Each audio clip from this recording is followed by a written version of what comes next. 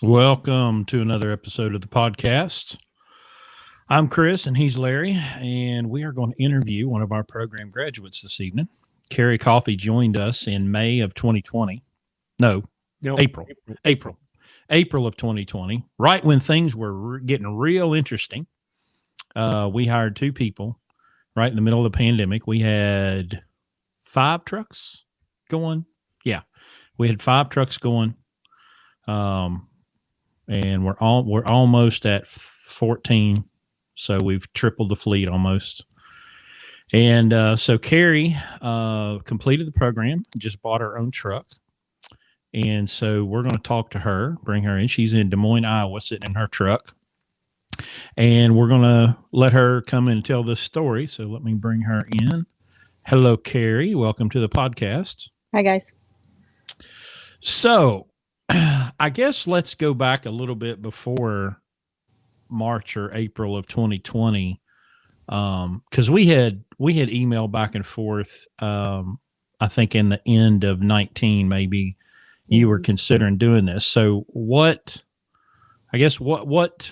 led you down this path to joining our program and then eventually getting into your own truck? I actually started working with another owner-operator driving team in their truck and kind of learning how being an owner-operator changes things for you. And I really didn't know anything stepping into that. It was just kind of, here's a truck, do your thing. And they dispatched us with that company, and you just had to figure out how to make money and how to manage it. That was it. Like, there was no training, no help, no nothing, and so I reached out to the internet, for help, and I looked at programs and I listened to podcasts, and that's how I came across you guys. And I just dove right in, and as soon as you said you were hiring new trucks and going to start training people, I reached out to you. I think it was in October the first time I talked to you, and then I was like, well, I kind of feel like I need to stay here and finish this deal with this person, and I don't really want to just up and leave. And then in January you're like, we're looking for people. We haven't heard anything from anybody. And I'm like, wait, what? And we had a mix up in my phone number and email address. And so I finally got a hold of you. Right. And I came over the end of March. So I know you guys, that was when the governor of Pennsylvania was threatening to shut everything down. And I did Pennsylvania, New York every week. And so the weekend of y'all's in orientation, I was supposed to be there. But I ended up grabbing a load and going to Texas because all my customers were told they were going to be forced to close. Yep. So Larry and Mary Lou and their dogs came over to West Virginia, and you guys. So I guess you guys can probably talk about that because I wasn't there for it. I only heard about you couldn't get anything to eat, and restaurants were shut down, and so your orientation was pretty eventful. Yeah, we had it in that little building. It was a lot smaller back then. I think it was the first time we'd used that metal building, I think, Chris. Yeah, I think so. Yeah. You had intended for me to use some little room. I didn't know that. We just walked in the building. There was a TV up on the wall. And I said, well, this is probably where he wants us to meet. And it's this huge room. And so there's like 4 of us in the room. And so we're trying to make it intimate. So, of course, Mary Lou, we have these little round top tables that you use for functions, and we pull them all together and in front of the TV. And of course, it was the middle of the pandemic, so we maintained our distance, from everybody. And I had just, did I have masks for you at that event? No, I don't. I think we were at the point at that stage where it was a choice still. We weren't in the everybody's required to wear a mask thing. We eventually made our own logo mask, but I guess that was the next orientation. And so we were just trying to figure out what to do. We didn't know if the world was going to crash down tomorrow. We just sort of went with what we thought we should be doing. And I remember, of course, having Mary Lou with me. I don't normally do that, so had a lot of conversations outside of the meeting. I remember Mary Lou and I talking about how impressed we were with you. And because it's always this sort of, you can't help but try to predict the outcome of things, especially when you're dealing with people. And I'm the type of course, for everybody that doesn't know, my wife Mary Lou was a high school English teacher for 35 years and academic dean, and now is an adjunct professor at EKU. So she's a master teacher, literally, and so I'm not, literally, and so I really need sort of a I guess you call it positive reinforcement. Whenever I'm teaching, I need these signals back from my students that they're understanding or not. And not very many truck drivers give that. They could be absorbing, they could be sleeping. You just wouldn't know the difference, And I remember Carrie, you asked questions, you were you were engaged, you could tell that you were absorbing the information, and it was fun to be that teacher because I was getting that kind of vibe back from you, a little bit in contrast to your co program participant. There was a huge contrast in the room right there between our two applicants at that point in time, and now Carrie obviously has gone on to become wildly successful in her own right, and the other guy washed out. So sometimes those predictions come true. So what was your feeling sitting there after making this decision, and I'm sure being overwhelmed with all the information we were throwing at you? Yeah, I mean, it was a lot of new stuff. I mean, definitely, for sure. I didn't have a huge background in truck driving. I mean, I had a few years here and there, but not like some guys, come into this and they have been truck drivers for many years. I'd only been truck driving for 3 years at that point, I guess. So, it was a huge background, but I had a background in other stuff, so I knew to ask questions, the business aspect of things, and, the professional part, the customer service part, all that stuff that some truck drivers don't think about, and Absolutely. So I think that makes a huge difference. You had some back office experience, didn't you? Like dispatching or Yeah. working? Okay, I thought so. Yeah, I was a dispatcher for about a year and a half. So I thought so. Yep. Interesting how you bring that. Sorry about that. I didn't know what was happening. Interesting how having that perspective. Well, talk about that. Talk about not having that truck. Because I'm the same way. Talk about having that different background and how it's benefited you or not benefited you in the program.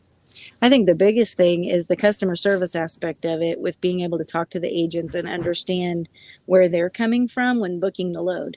It makes a huge difference when you're dealing with an individual, understanding that they're out here trying to make money as well. They've done the hard work to get the loads, to get them on the load boards. And now you're responsible for making sure that happens. And I think that a lot of drivers think, oh, well, I'm driving the truck, I should be the boss. And it's not like that. It's a team effort to make that customer happy, to get the product from point A to point B. And if you can't all cooperate in that, then it's never going to work. To be successful, I think that's how it has to be. So I think that's made a huge difference.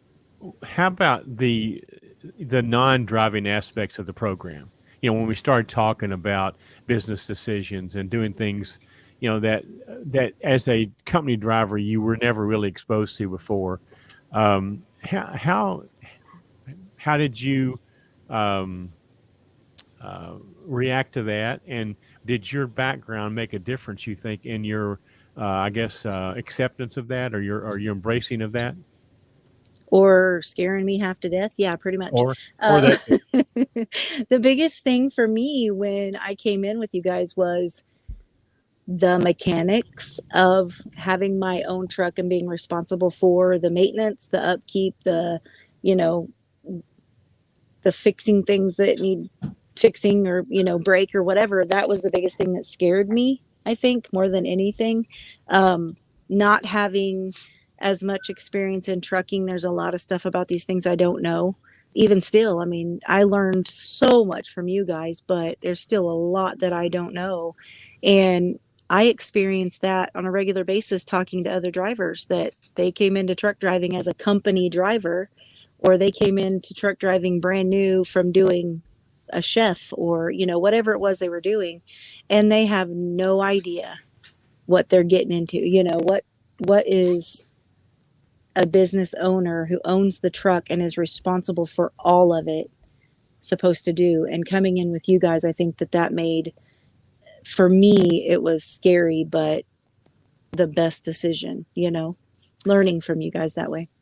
Well, let's go back to our basics. Our first tenet of doing business the way we do it is not to go in debt to buy a truck and not to sign a lease purchase. How did you avoid doing that? Or had you already listened to us before you were making that decision? Or what kept you from doing that to begin with?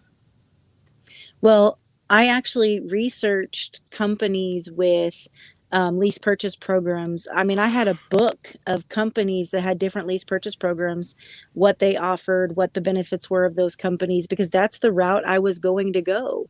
And I had some medical issues and I was off for a little while, about 6 months. And the team person that I went to work with went through a lease purchase program and purchased a truck. And so when I got onto that other truck, I just dived right in, team driving with somebody who was in the middle of a lease purchase program.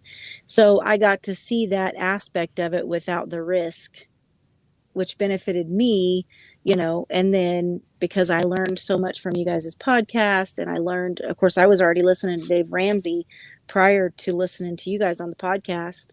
And so, I started really working on my own debt and getting my own stuff in order so that I could buy a truck. And then listening to your podcast and learning from you guys and how you did it to be more successful, it deterred me even further from the lease purchase program and from dealing with that aspect of it. There are so many drivers even now in an older truck, they see me pull in and they're like, well, what made you decide to go that route instead of buying a new truck and going through, one of them other companies that have them big pretty trucks, and it's hard to explain to them because they think it's the only way to go because you don't have to have money down. It's the only way to go because you don't have to have experience, and it's not. I disagree. I wouldn't go back and do it any other way than I did it. So. Well, I certainly remember your teammate, your co-driver. And as I recall, right after you came in the program, she started having some pretty substantial maintenance issues. Am I right about that? Didn't she have like a pretty big repair bill? Yeah, the minute she came over to Landstar. Yeah. So, but she kind of worked through that. She had some backing, personal backing that she had that helped her through that. And she is much more successful now just working with me and learning from me, just me talking to her on a regular basis has made it a huge difference for her too. So. Right. Well, so you didn't do the lease purchase thing, but someone's made a comment you don't have to do a lease purchase to get a 2021 truck. So the other option there would have had to have been to do a bank financing or, get a loan. Did you ever think about that as an option? Yeah, and I talked to a couple people, just to kind of feel out what it was going to be like. And for me, it wasn't beneficial. I mean, I'm not debt free by any means. I mean, I'm not Dave Ramsey's prodigy or anything, but, I have significantly decreased my debt. And all I could see when I thought about getting a loan was going into debt again. And I didn't want to do that again. I didn't want to put myself back in that position. Whereas if I worked a little bit harder, a little bit longer, saved a little bit more money, I could buy one outright. And I did. I got lucky. I'm not going to lie. I'm a little bit lucky with this truck. I mean, I know everybody complains and says it's hard to find an older truck right now because everybody's jacking up the prices and stuff. But I spent every day for the better part of 4 months looking for a truck, literally nonstop trying to find a truck. And when I found this one, I wasn't sure it was going to fall through, but it ended up falling through and I got a really good deal. The guy ended up going down on it for me. We ended up, communicating left and right until it took me 3 months, I think, to get up there to actually get the truck after I made the decision. Well, when you did make the decision to buy your truck, you went ahead with, our suggestion of buying an older truck. Mhm. Talk about that a little bit. I mean, when did you realize that what we are teaching here is what you wanted to do? Um, this is going to sound really, really dumb to some people that are out there working on their trucks on a left and right basis, but I don't work on my truck. I was not a grease monkey prior to working with y'all. And Chris, can attest to my inability to tell him what things are and what parts were broken. But the day that I had to replace a water hose or a hose on my truck because it was going to be like a 5-hour wait in the shop, I was like, I can do this. It's fine. I'll be fine. And I literally bought the same truck. Like, it's the same year, make, model, same truck as that truck. Yeah, yeah. Well, and you look around right now on Facebook every day, we're seeing all these trucks, these newer trucks in the shop, waiting for parts because they can't get parts. And Oh man, I'm telling you.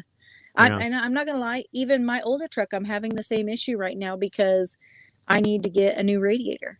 yeah, I have a small leak in my radiator and I know that I need to get a new radiator. Well, it's on national back order. It ain't happening. I got to get an aftermarket radiator. So, I mean, even an older truck, you're still going to have that problem. And I think right now with COVID and all the stuff that's going on, that COVID has built up over the last 2 years or year and a half, whatever it is. It's become an issue for everybody getting parts for vehicles, not just semi trucks, Well, it's interesting you say that because when we go to um, parts managers and parts guys at dealerships and even at independent shops, their creativity is let's just say lacking, because many times we're told that a part's on national back order, and Chris or I can get on the phone, and in 15 minutes we'll have one shipped with a tracking number. Yep. So I don't know And if new that's trucks, what I did yesterday. but I promise you, if I need a radiator, I guarantee I can have one. Okay. So if you Yep. have any issues there, you let us know. We'll get you a That's radiator. All right. what I did yesterday, in fact. Yeah. So, Yeah. yep. Yeah, because I learned that from you guys because I've heard you talk about before not being able to get a part and then all of a sudden you've got one and it's there, and that's what I did yesterday, and luckily the shop that I was working with is willing to go ahead and put in that part Absolutely. even though it's aftermarket, so I mean it's going to work out fine, but yeah, I had to do a little legwork myself. So how are you? Are you starting to build up a little bit of network of shops that you have Yes. got relationships with and you trust and that sort of thing? Yes, yeah. Yeah, and I didn't think that I would because I am so, you know, not mechanically inclined, but even just knowing the little bit that I've known about this truck so far, I can walk into the shop and start telling them what I need and what needs to be fixed or what's going wrong or whatever. And as a woman, it's more difficult because a lot of times they look at you and think, she don't know what she's talking about. But I've been able to find people who I can work with that will talk to me about it and that we can work through it together, and then them not make me feel like I'm an idiot. So it's been great. It really has been great. Like, I've been really lucky in that aspect. Well, we always said you don't really have to be able to turn a wrench. That helps if you can, but it's not a requirement. But what is a requirement is for you to be able to realize if what they're telling you is a line of crap or if it's the truth. And I think that's what you're talking about. You now understand enough of it, and you're good enough reading people that you can tell whether the person you're talking to is knows what they're talking about. Would that be? Yeah, I actually found a Freightliner dealership that the minute I walk in the door, is like, "Oh, I haven't seen you since I worked over at the Peterbilt." I never saw you when you worked at Peterbilt, dude, but sure thing. I sure know you're telling me the truth. Right, So exactly. yeah, I understand that completely. So talk to us some more about the process. You got here, we got you in a truck. I'm sure you didn't stay in the same truck when we probably moved around a time or two. But tell us kind of what you're thinking after you've gotten here. Did you ever second guess your decision?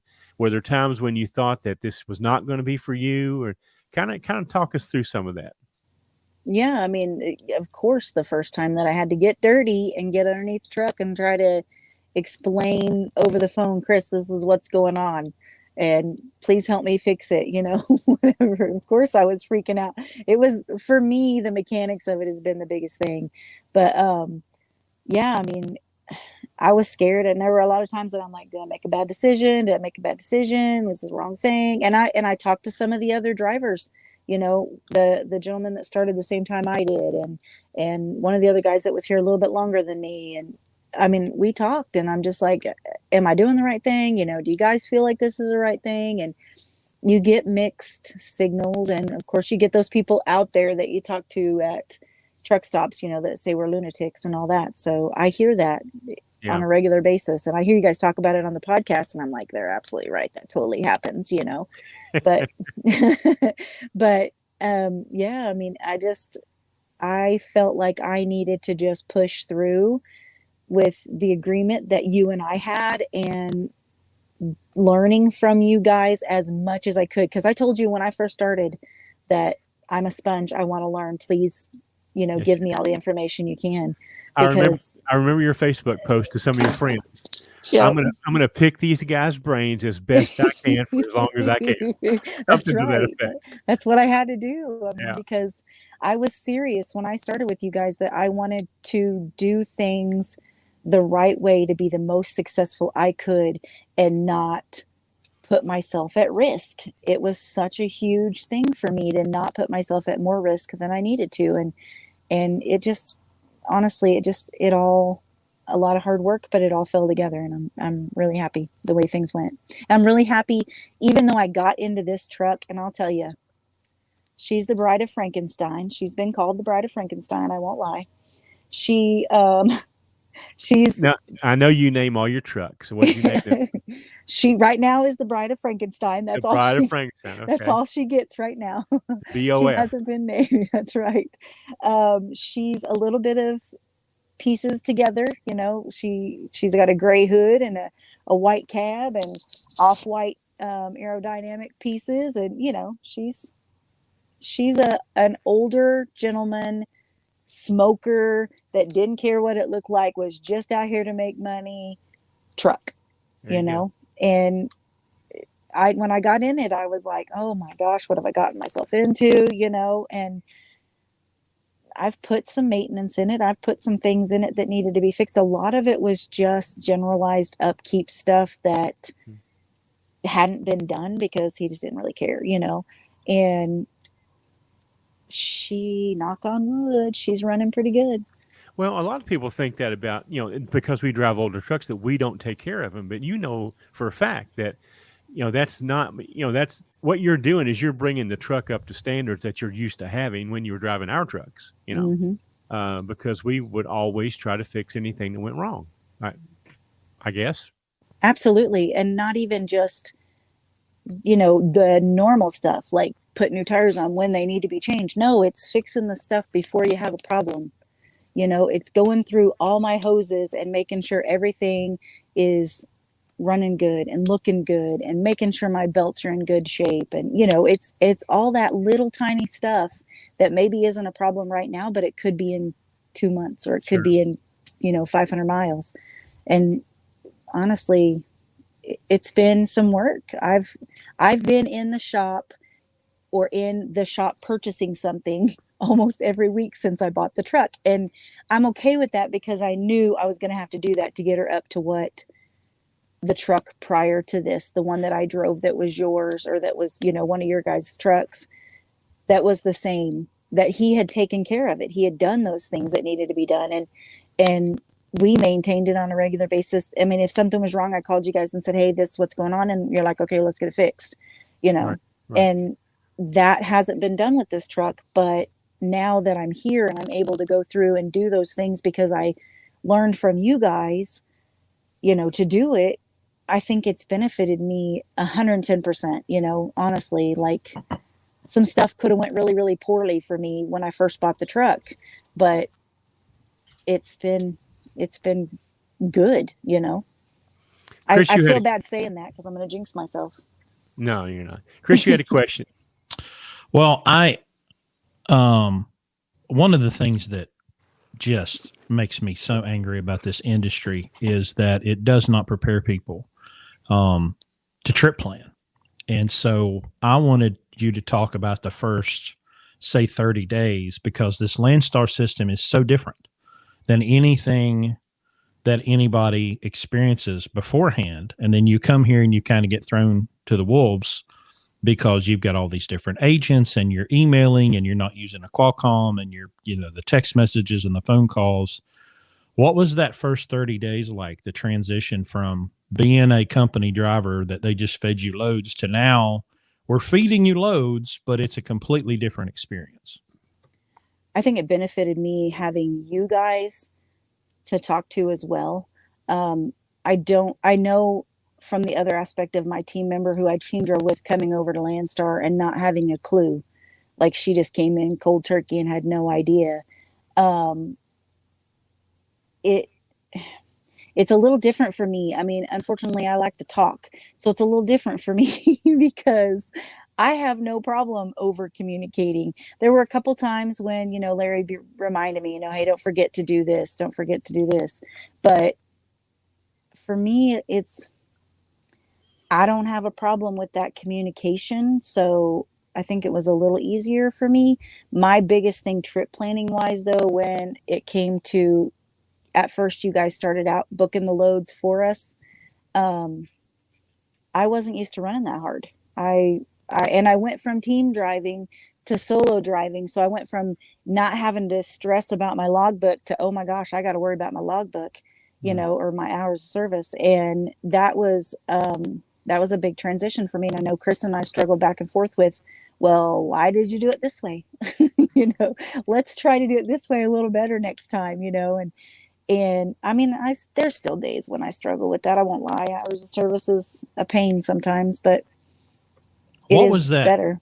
What was that godforsaken app you were using? Because I remember looking one day at I'm not the going to lie to GPS you. tracker. I still use it. I'm like, what? Where the hell is she at? What is she doing? And it was that, whatever that app was. And I'm like, okay, we're going to come up with a new way of selecting routes. Nope. Carrie still uses it. So I use Trucker Path, which is the one you don't like, absolutely don't like, but I do use it. And I do have a regular trucker GPS now. So I use a Rand McNally. Plus I still have my Atlas, which is pretty much shot, but it's over there and worn out. I mean, I still have to do it the old school way because Trucker Path is kind of stupid sometimes and sends you some weird route. But yeah, that was the one you didn't like. Yeah. Well, I think the big problem is we defer to authority. Trucker Path says do this, and Rand McNally says do that, and Google says do that. So I'll just follow it. No. We have to do it the old school way, where we pick a route, we pick a plan, and then we have the technology help us get there. So we had you on some dedicated freight for a little while, and then, that was the Ford thing, right? Mm-hmm. Yeah. And then you started booking your own loads. So what was that like after a period of time, and now it's on you to find the loads and meet the numbers? It was a little rocky at first, and I'm sure Larry was pulling his hair out, but it was like switching from not having to stress about hours of service and trip planning to, oh my gosh, okay, now I have to not only stress about that, think about that, but I got to think about that before I book the load. And I struggled with that right there at the beginning, for sure. So, you were in PC jail, right? You lost your personal conveyance. Yes, that made it even worse.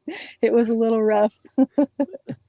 Yeah, that was right when we transitioned from dedicated freight to me booking my own loads. I wasn't allowed to use PC for a while. So yeah, that was pretty rough. Let's explain that. We were experimenting. We basically are a Qualcomm using fleet, okay? And we'd heard all the other BCOs talk about Keep Trucking and everything. And so we thought, well, let's just try it and see how it works. So Carrie just happened to be in the truck we installed them, because you can't, like, if all your other trucks are Com Data, are Qualcomm, you can't swap drivers around if it's got Keep Trucking in there. So we had to dedicate it to one truck and one driver, and it was Carrie. Well, and I had used it before. And you'd with used another it before. company. Yeah. Right. So you were our test bunny to on this keep trucking thing. And the problem that you had was it wasn't necessarily you violating the hours of service. It was a communications problem between your phone Mm. and the device. Am I The right about that? Bluetooth. Yeah, the Yeah. Bluetooth. Yeah. Yeah, it was a And mess. There were lots of times when it would not even recognize that I existed, that my phone existed, or that it was picking up the truck. I mean, it was a mess. right, So, right. So yeah, so so it was that really, got you on the radar, and then logs put you in PC jail after that happened more times than they would tolerate. So, yeah. and now you were lucky; you were only in PC jail for 6 months. We have a guy, That's lucky. What? yeah, because most people get put in for a year. Oh my So gosh. Chris is a good friend. We've got another guy recently that, and we've heard other people stories of other people that, I guess based on the severity. I don't really know the answer to that, but. Wow. Um, anyway, it's we survived that, and you now you had done some trip planning when you were a team for your teammate. Is that true? Or I mean, you picked Hmm. some loads and stuff for you guys, right? So it Yes. wasn't your Yeah. first time, right? Right. Yeah. Yeah. But with that, it was okay. Here's this load and this load and this load. Which one do you want? Right. It wasn't book your own load, call your agent. It wasn't anything like what Landstar has. So, Right. A lot of people that come here, we do run hard, and we have to run hard for a reason because there's a lot of people splitting the pie here. Okay, so if we're going to pay our drivers the way we pay them, and where we're going to make any money, and then especially when the trucks that we run for other BCOs, there's and of course Landstar, there's a lot of mouths to be fed here. So and we tell people, look, you don't have to run this hard when you leave here, but at least you'll know how. mm, It's kind of like we teach, how to we teach all the fundamentals. I always use a football analogy here of blocking and tackling, and that doesn't mean that you're always going to do that when you can make your own decisions, but at least you'll know how to do it. It's kind of like these drivers we're getting nowadays that never drove a manual, so now they can't ever drive a manual. They have a restriction on their license. You know, you could choose not to drive a manual if you choose to, but at least you have the knowledge and understanding of how to do it. And that's the same thing we do here with the way we run trucks and the way we teach you how to stack loads, because honestly, that's the best way to make the most money.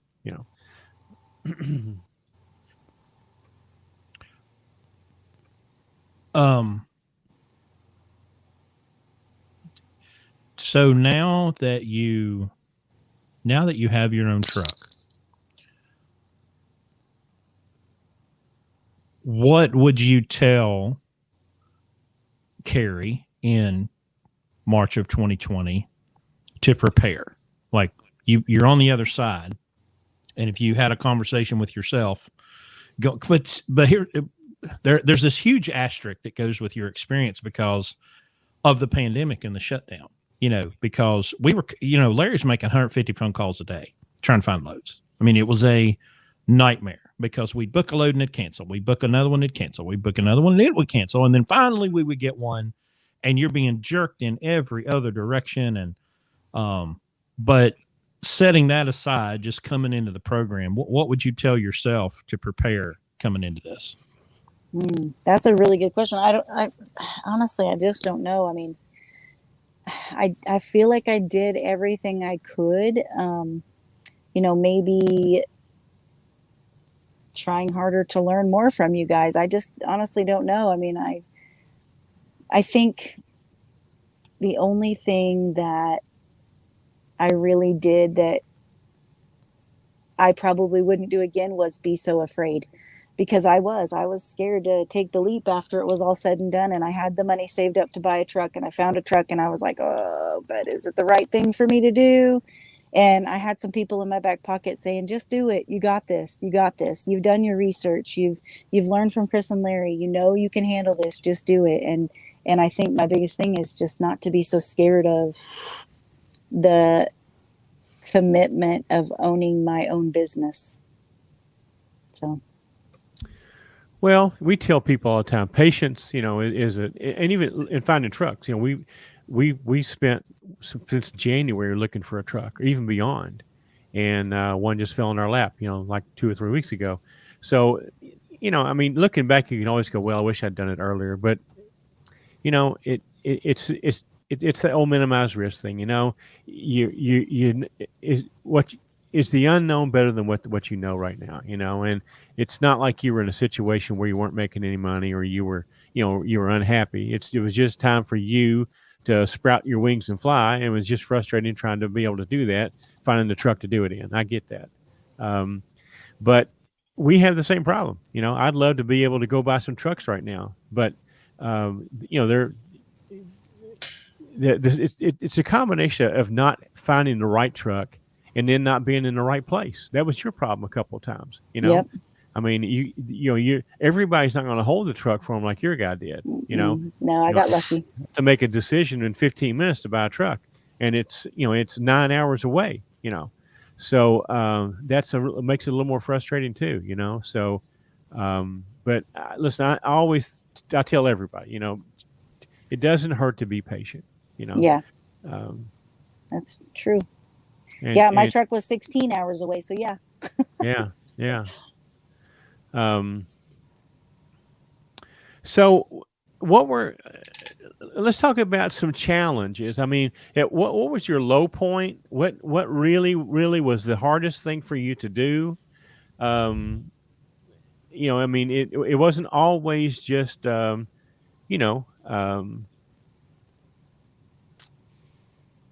Puppies and rainbows. easy going. Yeah, I'm sure it wasn't. So it wasn't always puppies and rainbows. I mean, Yeah.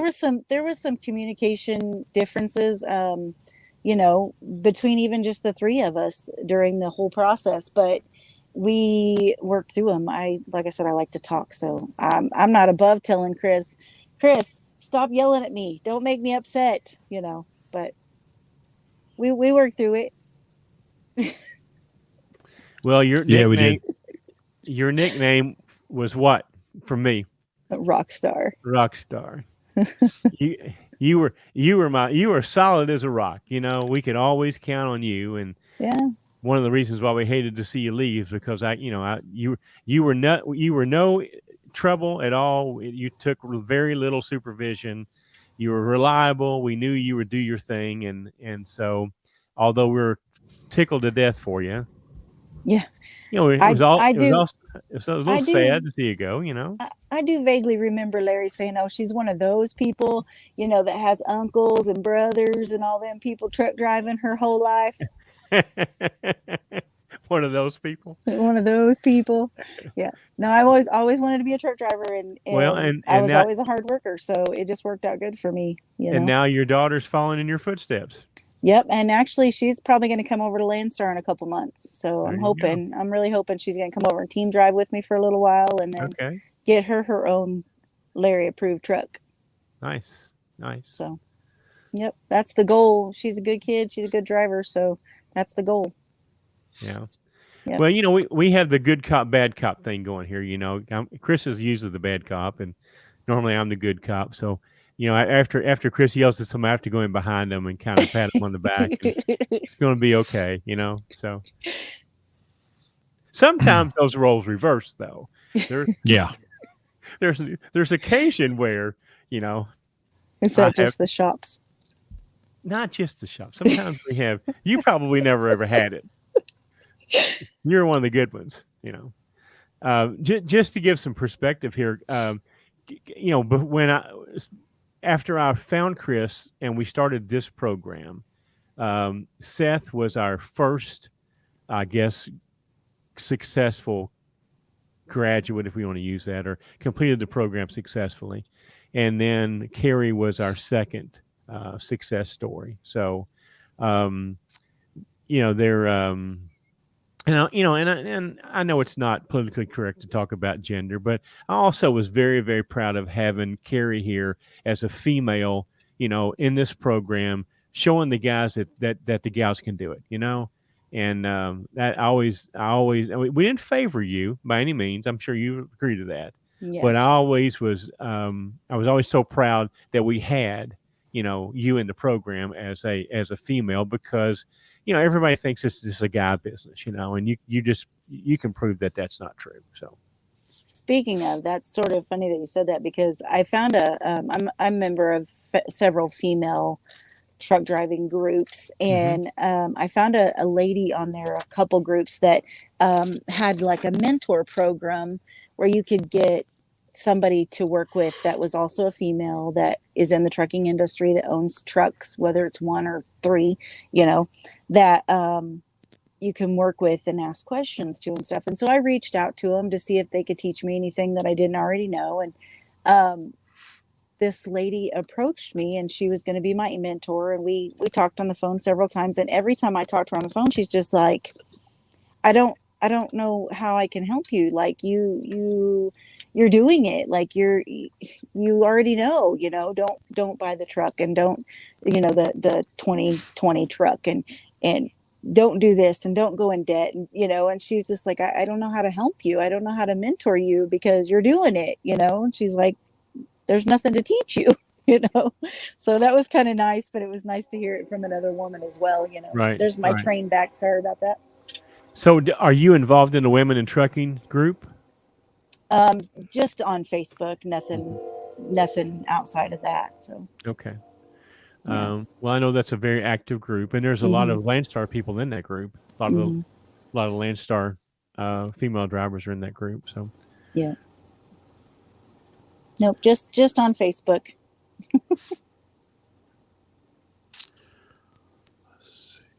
I'm so busy driving and taking care of this truck, I haven't had time to do any social media or be involved in other groups, so. I'm looking at the comments here, trying to see if anything has come through. There's one that said, "Who did you drive through when you were saving up for your truck?" Us. Yeah, Chris and Larry. Blue Ribbon. Yep. Yeah, before I came to work for you guys, I didn't have money saved up to buy a truck. Like I said, I had researched other lease purchase programs prior to finding the podcast with you guys, and looked at what my options were. And I thought I had found one of the better options. And so that's why I recommended it to my teammate. And she just went and bought the truck before me. And then I went and team drove with her instead of going and getting another one. And I thought that was the best option. And it wasn't a bad, I'm not going to say who it was, but it wasn't a bad program. It just, we could have done so much better. She could have done so much better if we hadn't have gone that route. So, I mean, just curious, what does she think about your decision and the truck that you've bought and what you're doing now? At first, she was definitely a skeptic. It was a huge, I can't believe you're going to do that. Why would you do that? But now that I'm out here and I'm doing it, I bought the truck, and I'm not in debt, and I'm not, stressing about maintaining things and stuff. It's totally different now. She's very impressed with my success so far. So how do you like being a BCO? How do you like working with Landstar directly? It's been really good. I've had some really good interaction with, it was kind of a weird situation. The orientation, because I did orientation as a operator, the orientation was a little split off and kind of disconnected, coming in as a BCO, because you have to just kind of catch up on everything you didn't do as an operator. And, I talked to several people about that, but I've had great communication with the people I have had to deal with so far, so with getting my log set up and getting, questions answered and things like that. So it's been pretty good. Not too bad. Are you going to BCO days in Vegas this month? No, my daughter's getting married, so I'm going to an engagement party that weekend. That's right. So, yeah, no time to go to Vegas. No time to play.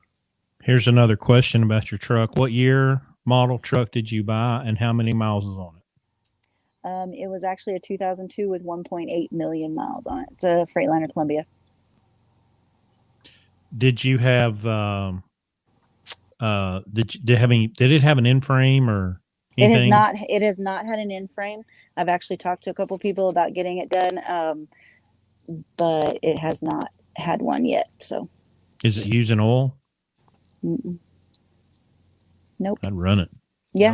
I mean, I wouldn't worry about it. She runs pretty good. I mean, like I said, I've had some things that have had to fix. I had a starter problem when I first got it. And, I had to, like I said, I've got a radiator leak that I know where it is and what it is. I just got to fix that or change that radiator out. It's just been little stuff here and there, but Knock on wood. So does he not know if it ever had an end frame, or does he know for a fact it's never had an end frame? It's never had an end frame. It's only had 2 owners. Really? Mhm. That's impressive. Yep. Obviously, The guy that had it before me had it for 12 years. Okay.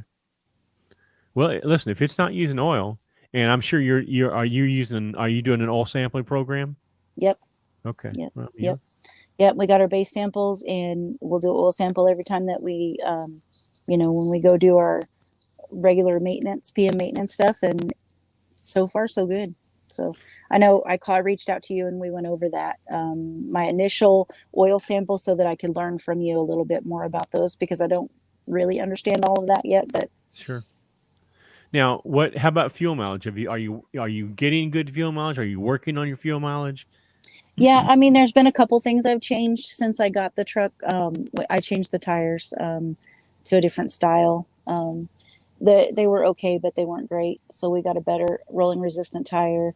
I do not have the scan gauge, so I'm basing my miles per gallon off of the program that I use on my phone, and then calculating at each receipt myself. And I mean, it's been running pretty good. Fuel mileage, it's not quite as good as the truck I drove before this that had a different rear end ratio, but it's still pretty decent fuel mileage. I'm not complaining about it for sure. Okay. Well, there's all the modifications that are available to you to help you improve that. So, Yep. And as you make a little money, just go down the list and do the ones that give you the best return first. So. Absolutely, yeah, absolutely. Here's another question: how much do you recommend saving up before buying your truck? Well, I know. So how much did you save? Well, I've heard several people talk about, making sure that you have a really good maintenance fund account. I only paid $10,000 for my truck, and I only had $3,500 saved up in maintenance. I immediately went to work with my truck, but I also had a backup plan for if something happened and I had to put my truck in the shop, that I could still make money. I mean, I have people I can go team drive with and stuff too. So I was never going to put myself in a position to where I wasn't going to be able to continue to make money if something went wrong with the truck. So I knew, I was going to be okay with that much money. I know, Chris and Larry, of course, you guys have always recommended to have, a good chunk of change put back for maintenance in case something did go wrong. So a more general answer to that is, we have a number that, $40,000 is a nice round number to have available to get a truck complete. So if you bought a truck and you did all the modifications and you did all the repairs and everything that was ready to be, completely done, and you had $40,000 into it, you a $40,000 investment in a truck that is fully ready, you'll make that money back. But like Carrie, Carrie paid $10,000 for hers. I'd have been a little less nervous if she'd had another 10, another 10 or 15. So you could, definitely, if you had 25,000, you can go get a truck and get it roadworthy and start making money with it, and then have a little nut there to take care of it. Larry, you want to add anything to that? Well, and right now it's even harder because you're lucky to find a $10,000 truck, because right now everybody thinks that trucks are worth more than they are because they're so scarce and you can't get new ones. So it's driving the used car market or used truck market way up right now. We're looking at the trucks that we probably used to offer no more than 15 for. We're going to end up having to pay 20 to 25 for, just because the market's what it is.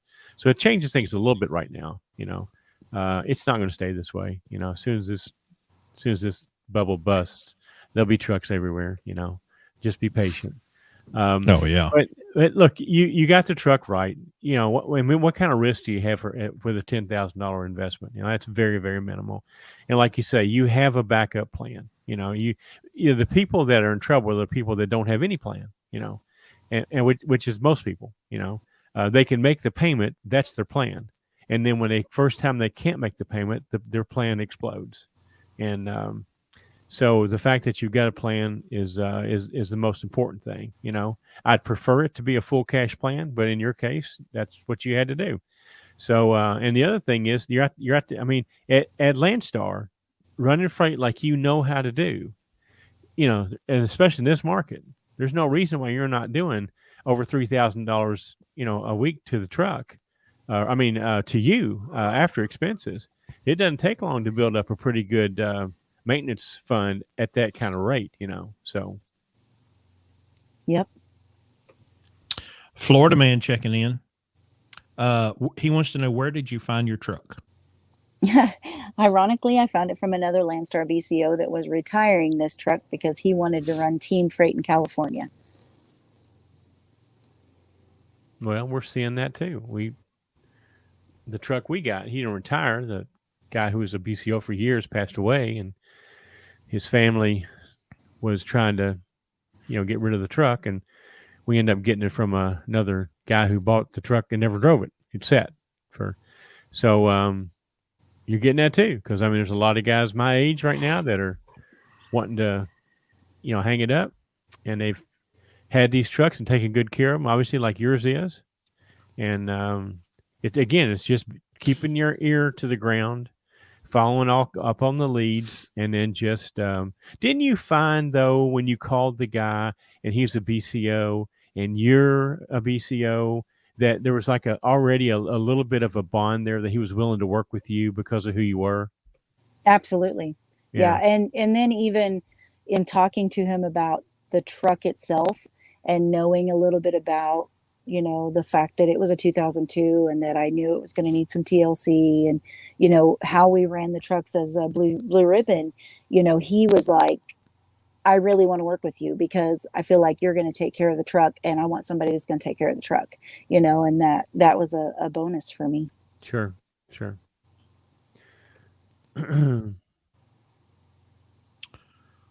Well, we don't have any more questions really that pertain to Carrie.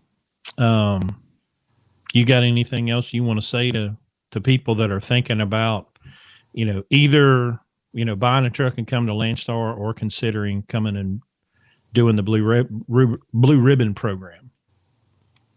Honestly, I just really want to reiterate everything that Chris says about, it's about working to the best of your ability and saving up to buy a truck that is right for you at the right time. Irrelevant of what everybody else is doing or what everybody else's plan is, doing what's right for you at the right time. Don't be impatient. That's a big thing. So, but that's all. Well, Carrie, you were a good student. You obviously listened, and you obviously put into practice what we taught you, and we wish you nothing but the greatest success in whatever you choose to do. Thank you for coming on here and sharing, thanks your for letting story me. with us. Yeah, sure. Come back and get some stories, and we'll follow up in a few months and see how your truck's still doing and how you're doing, and get your numbers together. I know you are. I know you're a good numbers person. Oh, and let's follow your story a little bit. I know Okay. people are curious. So Okay. Well, you guys take care. Thank you. Thanks, Carrie. Well, we got a couple questions here that aren't Carrie related. How about this one? What year truck is going to be pre-emissions? Well, that can be confusing because a lot of people think that emissions are only DPF, and that's not true. Emissions started in 2004 with EGR. And you got to be careful in 2004 because about half the trucks that were built that year were not. You can even find some 14 liters that are non-EGR, and you can actually find a 12.7 that is EGR. So you have to be careful in the 04 model year. But 03 and older, there are no emissions at all. 04 through 07 and half of 08, it's EGR only. Then halfway through 08 and fully 09 and later is DPF. and also selective catalytic regeneration (SCR) after that. So pre-emissions has to be 03 and older, or 03 and a half and older. However, we have zero problems keeping EGR engines running. And so we would go 07 and accept the EGR, even though it is, quote, emissions. It's not DPF emissions. We can do all the modifications we want to do to a truck for fuel mileage with an EGR. We can't do very many of them if it's got DPF and SCR. So that's the straight story. You're going to find half the people that sell trucks on Facebook think that pre-emission is 2007. It's not. It's 2003. Let's see. So this comes up every once in a while. Been driving 15 years. Been a local driver for 3 years. Made plans to buy a truck and lease on Landstar, but in 4 months short per Landstar, but want to lease somewhere. So I guess Landstar requires a certain kind of over-the-road experience. So it sounds like he's 4 months short. Ready to be an owner-operator. Haven't bought a truck yet. Have the loan ready and the truck on hold. I just wish Landstar would run your verification first. Welcome to the club, brother. Well, here's a couple of things. Ready to be an owner-operator and have the loan ready. That scares me. There's the first problem. Big red flags. I don't think you need to get a loan. If you don't have the cash, you don't need to buy it. And are you ready to be an owner-operator? You know, this is the number one cause of failure at Landstar. People, their first attempt to be an owner-operator, buying a truck and financing and coming to Landstar, and their first experience as an owner-operator is at Landstar. That is not a good decision. Okay? That 38.7% of the people who come here that do that will not be here in a year. Okay? So my answer to you, with all due respect, is you're probably not ready to be an owner-operator. I would not borrow that money to buy that truck. Carrie is a perfect example of what you should be doing. Drive for us, drive for some BCO, come here and get the experience driving for somebody else. Learn the system. Save your money and go pay cash for a truck. This is not, even though you can make the payment today, okay, this is not normal. This will not stand. These rates will not be here in a year. And that truck loan will be. So I'm going to do you a big favor here and tell you to ditch that plan immediately and don't do that. I would first focus on getting the experience you need to qualify. Because you couldn't even come to work for us because you have the same qualification requirements to drive for us. So you need to figure out a way to get that over the road experience. He's only 4 months short. That's not, just stay where you are, just 4 months, eat it up. No big deal. You're talking about February. So, but here's what I'm wondering. It says been a local driver for 3 years because they've got that 5-year thing. I bet the 4 months, the 4 months is probably, if he's still local, that ain't going to work. He's going to have to go drive for somebody to make up that 4 months and probably be over the road, because if he's still local, that 4 months is going to get longer. The further he goes, it's soon going to be 6 months and then 8 months, and then he's going to be in trouble. And he just commented and said yes. Well, go find a good over the road job. Okay, a good one for a good company, and save money. Save your money. Yeah, and then go buy a pre-07 truck and pay cash for it. All right, and even then, don't come to Landstar as your first without the experience. I would get the experience, come to Landstar and work for somebody here, and then go save your money and go buy the truck. I mean, he's commenting here, says he has cash. Okay, so if you have cash, and you can buy a truck, but you can't qualify for Landstar, okay, let's say you get a truck and you pay cash and you find somebody that will let you lease it on. You're going to have to be very deliberate with how you run your business because you're not going to be at Landstar, right? So obviously Landstar's not the only place you can lease on a truck, obviously. But I would be very thoughtful. I'd be very deliberate. I'd do a lot of research into who you're leasing onto. I just don't want you to be in a hurry. I listen, being in a hurry is how you end up broke, desperate, and stupid. So if it's just 4 months keeping you from qualifying for Landstar, go get to 4 months, because Landstar's in my opinion, and I think Larry agrees, this is the best place to be for a first time truck owner. We have a mentoring program we can run you in to shorten your learning curve. But just don't get in a hurry, because getting in a hurry, that's when you make dumb decisions. So I would probably figure out how to secure that experience for 6 months. Hell, go drive for anybody for 6 months. And then 6 months from now, you've still got cash. You've still got the ability to buy a truck, but now you can come to Landstar. Let's see if there's anything else.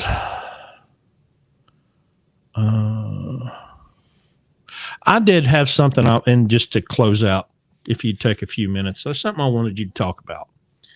We saw another trucking company close this week, Dillon Transport. I looked into that. Surprise, surprise. Another trucking company bought by a venture capital firm that ran it into the ground and put everybody out of business.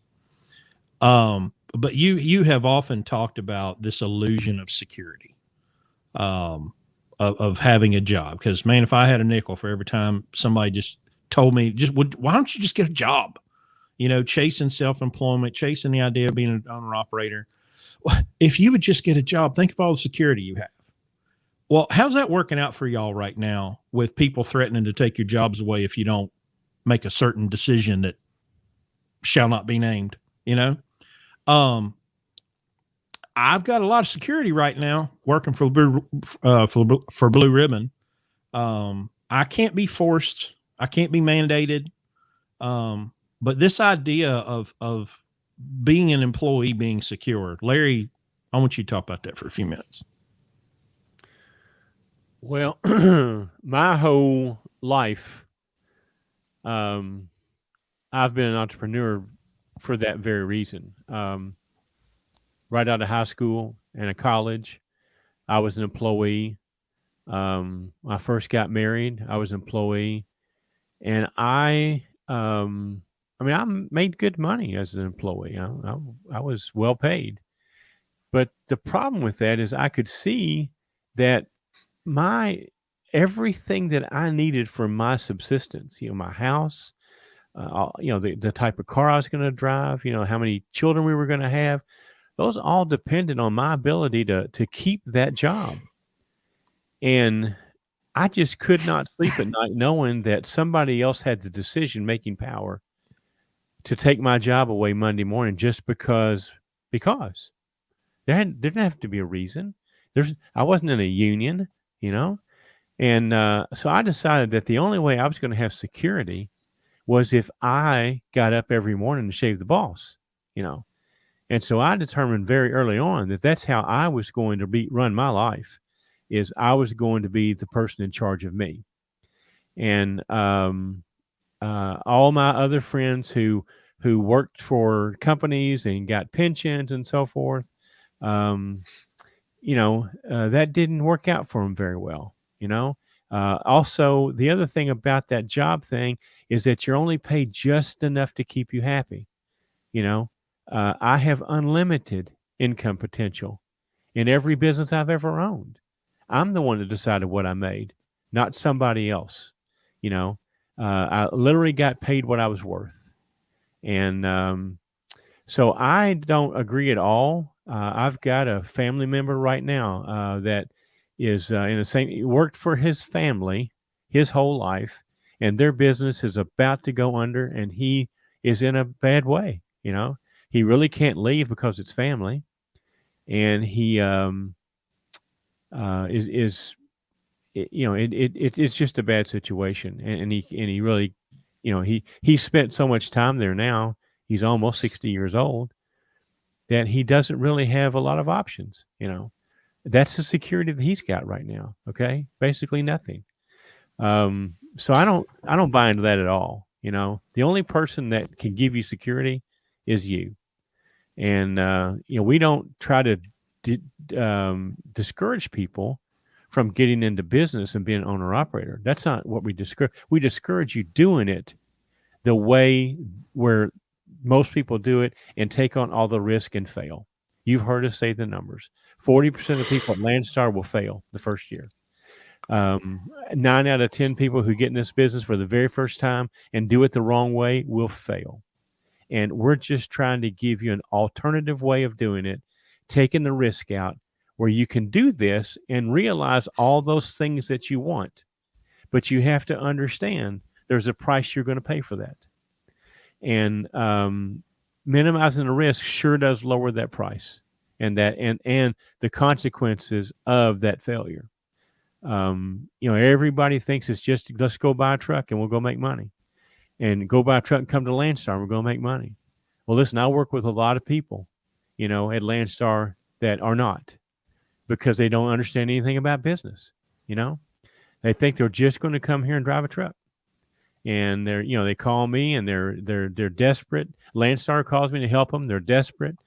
It's because they don't understand that this is a business. It's not a truck driving job anymore. It's running a business, providing that security for yourself that the employer was providing you. You thought. I'm looking at my cat in the background. You have to be the provider, not the person with the entitlement for this thing to work. For you to have that security, you have to be the provider. And it takes a huge change in your mindset to go from entitled, to provider. And that's the difference between a successful business owner and one who's not going to be successful. Well, I think that's a good place to end it off right there. So we have a special guest coming on the next episode. You want to announce that? Sure. Steve Crone, who has a 10 mile per gallon average over what? Years. I've known him for almost 10 years, and he's been above 9 as long as I've known him. And I just follow him on Facebook and still keep up our relationship. And I know that now he's between 10 and 11, consistently. Yeah. So we're going to talk to him about how he got there. He's also at Landstar. We're going to talk to him a lot about some situations at Landstar that he encounters because of his extremely good fuel mileage and some challenges that we have to overcome there because, again, people aren't used to doing business the way we do business. Okay.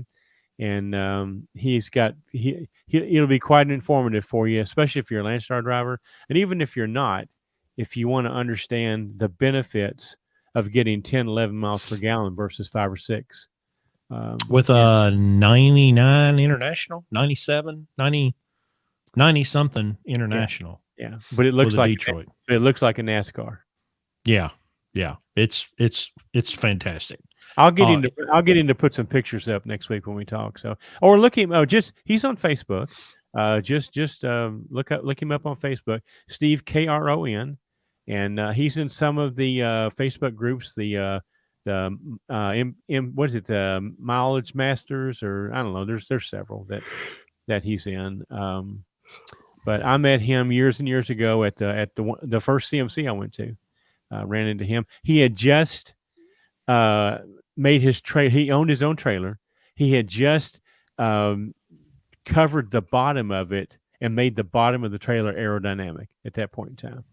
And so he was working on all this aerodynamic stuff to make his trailer as aerodynamic as his truck was. Mm-hmm. Yeah.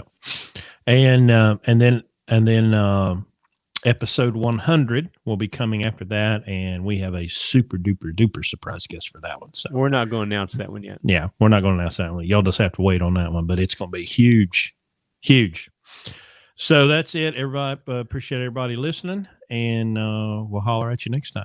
Good night, everybody.